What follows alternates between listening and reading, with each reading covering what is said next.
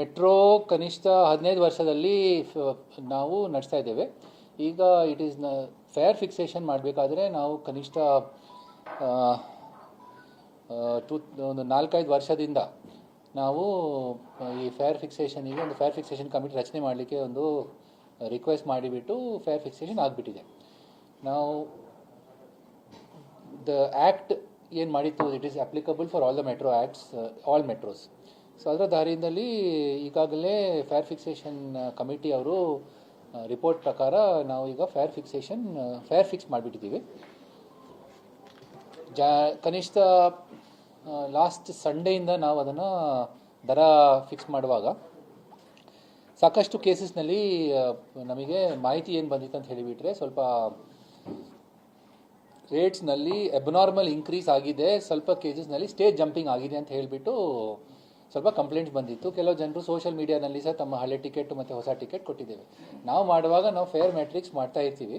ಆ fair matrix ಆಧಾರದಲ್ಲಿ ನಾವು ಡೀಟೇಲ್ ಆಗಿ ಸ್ವಲ್ಪ ಪರಿಶೀಲನೆ ಮಾಡಿಬಿಟ್ಟು ಅದರಲ್ಲಿ ಏನಾದರೂ ಹೆಚ್ಚು ಕಡಿಮೆ ಕರೆಕ್ಷನ್ಸ್ ಮಾಡಲಿಕ್ಕೆ ಅವಕಾಶ ಇದೆಯಲ್ಲ ಅಂತ ಹೇಳಿಬಿಟ್ಟು ನಾವು ಚೆಕ್ ಮಾಡಿದ್ದೇವೆ. ಇದರ ಬಗ್ಗೆ ನಮ್ಮ what you call board member ಸದಸ್ಯರು ಸಹ ಇದರ ಬಗ್ಗೆ ನಾವು ಚರ್ಚೆ ಮಾಡಿಬಿಟ್ಟು ನಮ್ಮ ಬೋರ್ಡ್ ಪ್ರೆಸಿಡೆಂಟ್ ಸಹ ಇದರ ಬಗ್ಗೆ ಚರ್ಚೆ ಮಾಡಿಬಿಟ್ಟು we also had a detail discussion. ಸಾಕಷ್ಟು ಲಾಟ್ ಆಫ್ ಪೀಪಲ್ ಅಂತ ಹೇಳಿಬಿಟ್ರೆ ಬೇರೆ ಬೇರೆ ಜನರು ರೆಪ್ರೆಸೆಂಟೇಷನ್ ಕೊಟ್ಟಿದ್ದರು, ಶಾಸಕರು ಸಹ ಕೊಟ್ಟಿದ್ದರು. ಇದರ ಬಗ್ಗೆ ಸಹ ಸನ್ಮಾನ್ಯ ಮುಖ್ಯಮಂತ್ರಿ ಅವರು ಮತ್ತು ನಮ್ಮ DCM ನಮ್ಮ ಡಿಪ್ಟಿ ಚೀಫ್ ಮಿನಿಸ್ಟರ್ಸ್ ಅವರು ಸಹ ಇದರ ಬಗ್ಗೆ ಪರಿಶೀಲನೆ ಮಾಡಲಿಕ್ಕೆ ಹೇಳಿದ ತಕ್ಷಣ ನಾವು ಅದೆಲ್ಲ ರೆಪ್ರೆಸೆಂಟೇಷನ್ಸ್ ಅವರು ನಮಗೆ ಸಹ ಹೇಳಿದರು, ಇದು ಏನಾದರೂ ಅನಾಮಲೀಸ್ ಇದ್ದರೆ ಕರೆಕ್ಷನ್ ಮಾಡಿ ಅಂತ ಹೇಳಿ ನೋಡ್ಕೊಳ್ತಾ ಇದ್ದಾರೆ. ಸೊ ಇದರ ಬಗ್ಗೆ ನಾವು ಡೀಟೇಲ್ ವಿಚಾರಣವಾಗಿ ಇವತ್ತು 2 ದಿವಸದಿಂದ, ಅಂದರೆ ನಿನ್ನೆ ರಾತ್ರಿಯಿಂದ ನಾವೊಂದು ಸೆಕ್ರೆಟರಿ ಜೊತೆಗೆ ಒಂದು ಮೀಟಿಂಗ್ ಮಾಡಿದ್ದೇವೆ, ಅಂದರೆ ಆಲ್ಮೋಸ್ಟ್ ಲೈಕ್ ಬೋರ್ಡ್ ಮೀಟಿಂಗ್ ಮಾಡಿದ್ದೇವೆ. ಇವತ್ತು ಬೆಳಿಗ್ಗೆ ಸಹ ನಾವು ಬೋರ್ಡ್ ಮೀಟಿಂಗ್ ಮಾಡಿಬಿಟ್ಟು ನಾವು ಒಂದು 2-3 ನಿರ್ಧಾರ ತಗೊಂಡು ಮಾಡಿದ್ದೇವೆ. ಫಸ್ಟ್ ಆಫ್ ಆಲ್ ತಮಗೆ ಗಮನ ತರಲಿಕ್ಕೆ ಇಷ್ಟೇ, ಫೇರ್ ಫಿಕ್ಸೇಷನ್ ರೆಕಮೆಂಡೇಷನ್ಸ್ ಆರ್ ನಾವು ಬೈಂಡಿಂಗ್ ಆನ್ ದ ಮೆಟ್ರೋ. ಯಾಕಂತ ಹೇಳಿದರೆ section 37 of the metro rail act ಪ್ರಕಾರ ಫೇರ್ ಫಿಕ್ಸೇಷನ್ ಕಮಿಟಿ ರೆಕಮೆಂಡೇಷನ್ ಬರ್ತದೆ. ಆ ಫೇರ್ ಫಿಕ್ಸೇಷನ್ ರೆಕಮೆಂಡೇಷನ್ಸ್ನಲ್ಲಿ ನಾವು ನೋಡಿದ ಪ್ರಕಾರ they have given us the methodology on the base of which we make the fare matrix. ಇದನ್ನು ಕರೆಕ್ಟಾಗಿ ನಾವು ಡೀಟೇಲ್ಸ್ ನೋಡಿಕೊಂಡು ಈ ಎಲ್ಲ ಅನಾಮಲೀಸ್ ಅಥವಾ ನಾಟ್ ಅನಾಮಲೀಸ್ ಹೇಳ್ತೇವೆ, we could make some kind of a correction in the fairs.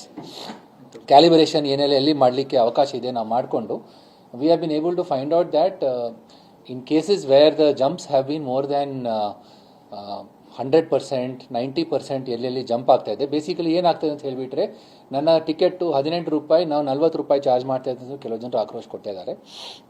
ಕೆಲವು ಜನರು ಹೇಳ್ತಿದ್ದಾರೆ 18 with card it comes to 36 rupees.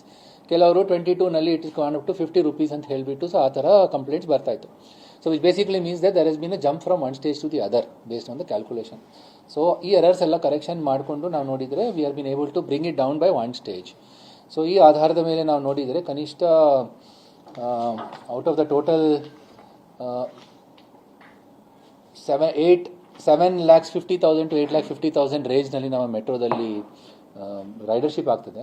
Close to about 3 lakh people will be getting benefit on this because we'll be able to at least reduce the jump wherever these cases are happening, and this will be close to about 46% of the commuters ನಲ್ಲಿಗೆ ಸ್ವಲ್ಪ ಏನಾದರೂ relief ನಾವು ಕೊಡಲಿಕ್ಕೆ ಅವಕಾಶ ಸಿಗ್ತಾ ಇದೆ.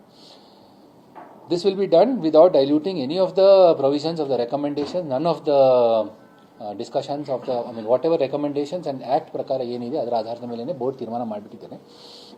So we hope that we will be able to provide some relief to some of the customers. We know that ಸಾಕಷ್ಟು social ಮೀಡಿಯಾದಲ್ಲಿ, ಪೇಪರ್ನಲ್ಲಿ ಮತ್ತು ಬೇರೆ ಬೇರೆ ವಿವಿಧ ಮಾಧ್ಯಮದಲ್ಲಿ ಸಹ ಇದೇ ಥರ ಜನರು ತಮ್ಮ ಅಭಿಪ್ರಾಯ ವ್ಯಕ್ತಪಡಿಸಿದ್ದಾರೆ.